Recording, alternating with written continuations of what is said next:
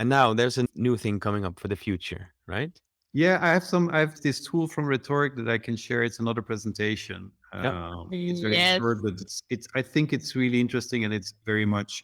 We're not doing this alone. This is uh, a real group effort from different companies, but it's really valuable. And it's all about these kind of things that we saw, that more and more news companies don't want to have commenting on their site anymore. Sorry, this is in Dutch, but actually it's about some of the titles saying we don't want to have comments anymore because they're just too rude and they're not really helpful, and it just getting noisier. And then conversation moves to social media where they Exactly. might Yeah. be even worse. Yeah. So we thought it's really worth to look into how we can still have good conversations and meaningful conversations on our and commenting on our websites. These are some of the partners that we're currently working on it. And the thing is very simple in the end. That is that there's few stages before you can actually react. So one of the things is that you get a statement and then you can indicate if you agree or disagree with it. So there's not directly commenting. It's a first evaluation of what you think about a certain thing that's related to an article.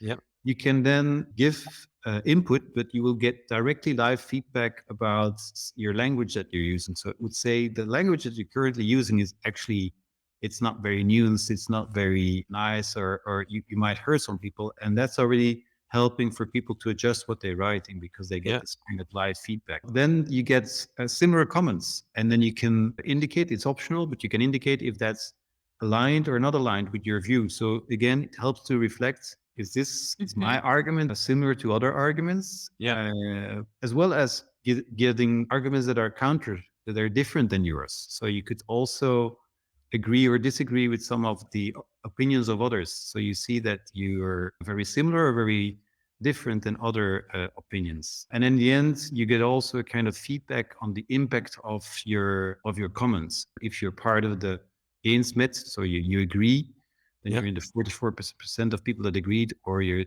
disagree. And the first results show that it not only incentivizes a lot of people that normally wouldn't comment, but it also improves people like this way of commenting. And of course, it makes that the commenting itself is much more thoughtful and much Mhm. less from kind of direct anger or direct Yeah. And emotion. to get this right, you've already experimented with this in the wild Yeah, this has been already. already live in some of our Okay. newspapers, and the experimental phase is closed, and we're now looking into how we might implement this. Yeah. Did you? I'm just wondering about the hypothesis card for this experiment. Did you showed earlier from the news hub? If it's getting these numbers, then we consider it a success. Oh, yeah. We would have to say, okay, now if we want to implement in the product, it needs a different step, and we would need Yeah. to say we believe that by using this module, will improve our ways of commenting, and we'll measure this by some of the. So we would do maybe some CSAT scores, or Yeah. we would the app scores, or we would make part of the module.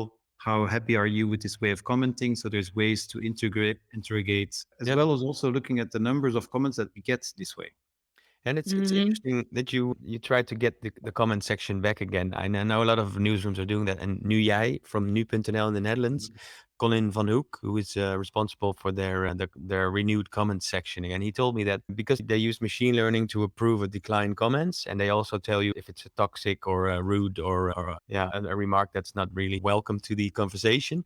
Then he said because we're able to, your second step, I would say, we already see that people are having better conversations because the comments get approved or declined faster, so people could Mhm. actually see and could actually reply to one another.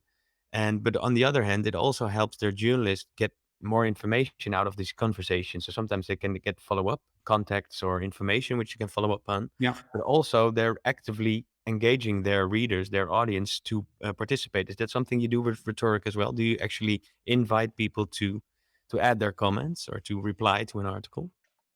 So the ideas, of course, that we still have to implement this. The idea Yeah. will also be that it might be connected to the login, so that Okay. way we can also have a follow up conversation with these people. Yeah, Ah. exactly.